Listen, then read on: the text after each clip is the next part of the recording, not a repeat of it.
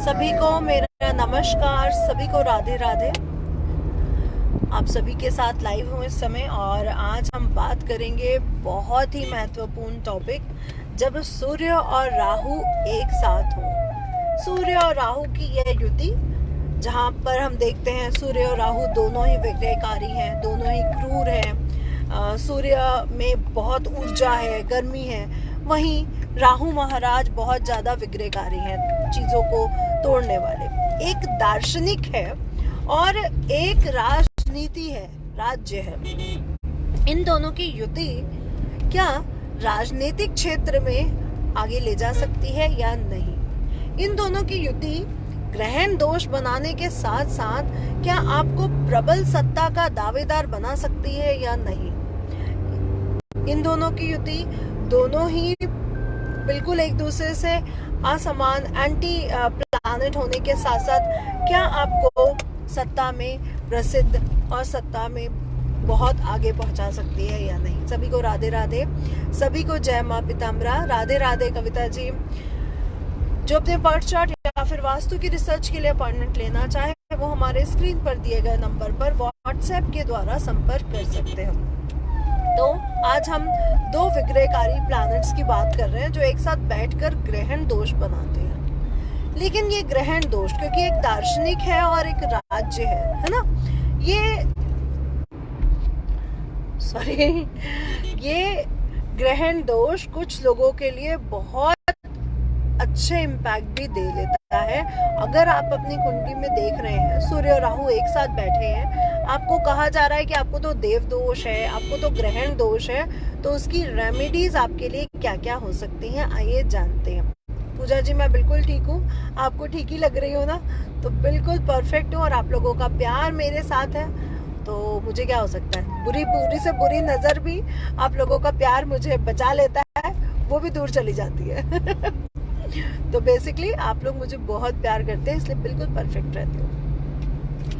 अब हम बात कर लेते हैं सूर्य और राहु की युति पर और राजनीतिक क्षेत्र में इनके प्रबल दावेदार होने पर। देखिए, हमारी राजनीति जब हम क्षेत्र को देखते हैं तो शनि, राहु और सूर्य को हम प्रबल ग्रह मानते हैं राजनीति से जुड़ा हुआ। इसके बाद हम पंचम भाव, छठे भाव, तृतीय भाव, एकादश भाव, दशम भाव को भी देखते हैं। लेकिन जो प्रबल प्लैनेट है राजनीति को लेकर के वो शनि, राहु और सूर्य है। अब ये तीनों प्रबल प्लैनेट है, इनकी अच्छी स्थिति एक राजनीति के क्षेत्र में आगे पहुंचाने के लिए होती है। अब कईयों की कुंडली में सूर्य और राहु की ग्रहण दोष बन जाता है। ग्रहण दोष होने के कारण या आप इसको पितृ दोष माने या देव दोष माने या ग्रहण दोष माने, आप ये कह सकते हैं कि लाइफ में बहुत स्ट्रगल है, बहुत सी प्रॉब्लम्स आएंगी, स्ट्रगल आएगा, फिर आपका काम होगा। लेकिन यह युति, सूर्य और राहु की युति अगर आपकी कुंडली में नवम भाव, भाग्य भाव, दशम भाव, कर्म भाव, एकादश भाव जिसे लाभ भाव भी कहा गया, अगर इसमें बनती है तो आपके जीवन में बहुत अच्छी प्रोग्रेस ये युति ला सकती है। क्योंकि दार्शनिकता और राजनीति, राज्य, दोनों का ये प्रबल प्लैनेट, ये दोनों की युति आपके भाग्य में कमी लाएगा, जीवन में संघर्ष पैदा करेगा, ये बात बिल्कुल सही है। लेकिन अगर आप राजनीति क्षेत्र से जुड़े हुए हैं तो ये आपको प्रबल सत्ता, प्रबल पद प्रतिष्ठा, प्रबल दार्शनिक, क्योंकि आपको पहले ही समझ में आ जाता है कि आने वाला समय, आज से 2 दिन बाद, या वो मेरे बारे में क्या सोच रहा है या वो आगे क्या हो सकता है, तो आप में एक दार्शनिकता बढ़ जाती है। तो यह युति बहुत स्ट्रांग होती है। और अगर आप लोगों की कुंडली में लग्न स्थान पर, क्योंकि लग्न स्थान पर यह युति अच्छी नहीं मानी जाती है, हेल्थ को भी खराब करती है और डिसीजन मेकिंग में भी बहुत से प्रॉब्लम्स लाती है। द्वितीय भाव में अगर सेकंड हाउस में ये युति होती है तो आपकी वाणी क्रूर हो जाती है, कटु वचन बोलने वाली हो जाती है और धन से संबंधित कुछ दिक्कतों का सामना आपको करना पड़ सकता है, धन फंसने के चांसेस भी बनते हैं। अगर तृतीय भाव में यह युति होती है तो भाई बहनों के साथ अच्छे रिलेशनशिप नहीं बन पाते हैं, तो भाइयों के साथ संबंध में थोड़ी कटुता नजर आती है। और ये भी कहा जा सकता है कि आप अपने वर्किंग स्टाइल को थोड़ा सा ठीक करें अगर आपके थर्ड हाउस में है, क्योंकि आपने आगे बढ़ना है तो आप मेहनत करेंगे तो ही आप आगे बढ़ पाएंगे। फोर्थ हाउस में अगर ये युति होती है तो सुख के क्षेत्र, जैसे अपना घर बनाना या अपनी गाड़ी बनाना, या फिर आपने गाड़ी ली तो स्क्रैच लग गया या छोटी मोटी चोट चपाट लग गई है ना, तो एक सुख वाली फीलिंग नहीं आती। मैंने नई गाड़ी ली, नया फोन लिया और उसके बाद स्क्रैचेस पड़ गए, उसका टैम्पर टूट गया या कुछ भी छोटे मोटे नुकसान आपको आए दिन देखने को मिलते रहते हैं। अगर आपके फोर्थ हाउस में ये युति बन रही है तो प्लीज आप अपने नाम से प्रॉपर्टी ना ले। आपके घर में और जो लोग हैं आप उनके नाम से प्रॉपर्टी ले सकते हैं। पंचम भाव में अगर ये युति बनती है तो शिक्षा के क्षेत्र में दिक्कतें आती हैं, संतान उत्पत्ति में भी दिक्कतें देखने को मिल जाती हैं, और साथ ही साथ प्रेम, विवाह या प्रेम लव लाइफ में भी थोड़े से मुश्किलात देखने को मिल सकते हैं। अगर आपकी कुंडली में छठे भाव में ये योग बनता है तो पेट से संबंधित दिक्कतें बहुत देखने को मिलती है। गैस्ट्रिक प्रॉब्लम्स है, पेट से संबंधित दिक्कतें रहती हैं, लेकिन कंपटीशन में कहीं ना कहीं आप आगे भी निकलते हैं। तो छठे भाव में ये युति अगर कुछ माइनस है तो कुछ प्लस भी ला रही है। सप्तम भाव में ये युति मैरिड लाइफ को डिस्टर्ब दिखाती है कि पति पत्नी में वो केमिस्ट्री नहीं है, वो भाव नहीं है जो पति और पत्नी में होने चाहिए। तो सप्तम भाव में ये युति मैरिड लाइफ को डिस्टर्ब कर सकती है। आठवें भाव की अगर इस युति का बात की जाए तो यहाँ पे एक पॉजिटिव बात ये है कि ये आपको इंट्यूशन पावर देती है, आपको एक सीआईडी वाला दिमाग देती है। लेकिन अष्टम भाव की ये युति आपके स्वास्थ्य को बहुत ज्यादा डैमेज कर सकती है, हेल्थ प्रॉब्लम बहुत देती है। हार्मोनल इश्यूज होना, यूरिन से संबंधित दिक्कतें हो जाना, गैस्ट्रिक प्रॉब्लम्स होना या आपके सेक्स पार्ट्स में कोई दाने या फुंसी हो जाने के चांसेस भी बन सकते हैं। नवम भाव में यह भाग्य को कमजोर करती है, लेकिन आपको बहुत सारी यात्राएं, और अगर आपकी कुंडली में नवम भाव में यह युति है और आप धार्मिक यात्राएं करते रहें तो यह युति आपके लिए बहुत अच्छी सिद्ध हो जाती है। तो बेसिकली अगर आपके नवम भाव में 9th हाउस में ये युति बन रही है तो धार्मिक यात्राएं जरूर करें, क्योंकि भाग्य को कमजोर करती है ये युति। दशम भाव में अगर ये युति बनती है तो आपके लिए बहुत अच्छी भी है, लेकिन इसके उपाय करना बहुत जरूरी है। इसका सबसे पहला उपाय, रेमेडीज तो मैं आप लोगों को बताऊंगी। सबसे पहला उपाय है कि आप अपने पिता से और अपने बॉस से कभी भी उलझे ना।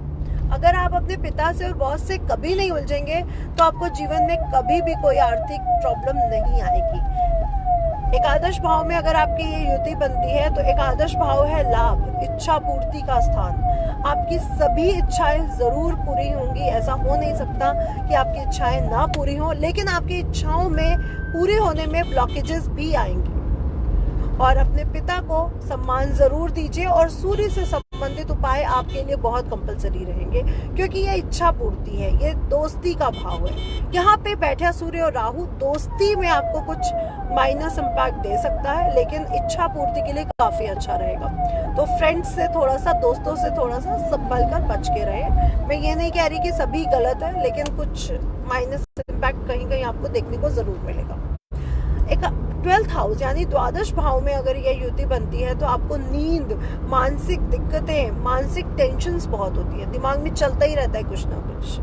कई लोग होते हैं ना, दिमाग में चलता ही रहता है कुछ ना कुछ। ऐसे लोगों को नींद अच्छी नहीं आती है। ऐसे लोग सुबह जल्दी टाइम से उठ नहीं पाते हैं, रात को लेट सोते हैं और रात को बहुत ज्यादा सोचते हैं। हर बात का एक वो निकाल देते हैं कि ऐसा नहीं तो ऐसा और ऐसा नहीं तो ऐसा, मतलब बहुत सारी चीजें एक साथ लेकर चलते हैं, जिसके कारण उनके जीवन में बहुत सी मानसिक परेशानियां उन्हें देखने को मिलती हैं। अगर आपकी कुंडली में यह युति है और आप चाहते हैं इसके कुयोगों से, इसके दुष्ट प्रभावों से बचना, तो सबसे पहला अपने पिता का सम्मान करो, अपने पिता से बात बहुत अच्छे से करो, उनके चरण स्पर्श जरूर करो, उनकी बातों को सुनो, उनके साथ कुछ समय बिताओ, पापा के साथ, दादा के साथ, नाना के साथ, बड़ों के साथ जरूर बैठो, बुजुर्गों के साथ। दूसरा, धर्म स्थान की यात्राएं जरूर करो। अगर आपकी कुंडली में ये युति है तो आपके लिए बहुत अच्छे इम्पैक्ट देगा। तीसरा, सूर्य से संबंधित चीजों का दान जरूर करिए, जैसे गेहूं, गुड़, आटा और गुड़, सिंपल है। संडे के दिन किया जाता है 12 से 2 बजे के बीच। क्वांटिटी आप अपनी श्रद्धा के हिसाब से ले लो, या जब जन्म कुंडली हम देखते हैं तो हम आपकी कुंडली के हिसाब से आपको हर चीज बता देते हैं, अदरवाइज आप अपनी श्रद्धा के हिसाब से ले लीजिए। तो संडे के दिन 12 से 2 बजे के बीच आटा लिया, गुड़ लिया और गाय को खिला दिया। रोटी बनाइए, गुड़ लगाइए और गाय को खिलाइए हर रविवार। चौथा, पितृदोष की शांति आप जरूर कराइए गया जी बिहार या रामेश्वरम धाम। तो आपको इस दोष से मुक्ति मिलेगी और जो आपके जीवन में संघर्ष है, जो स्ट्रगल है, वो कम होगा। लव यू डार्लिंग्स, बहुत बहुत एंजल्स, बहुत सारा प्यार और बहुत सारे प्यार के साथ। अगर आपकी कुंडली में भी सूर्य और राहु एक साथ दिख रहे हैं तो इस उपाय को करना बिल्कुल ना भूलिए और मुझे जरूर बताइए 6 मंथ में कि क्या चेंजेस देखने को मिले। पूरे भाव के साथ करिएगा,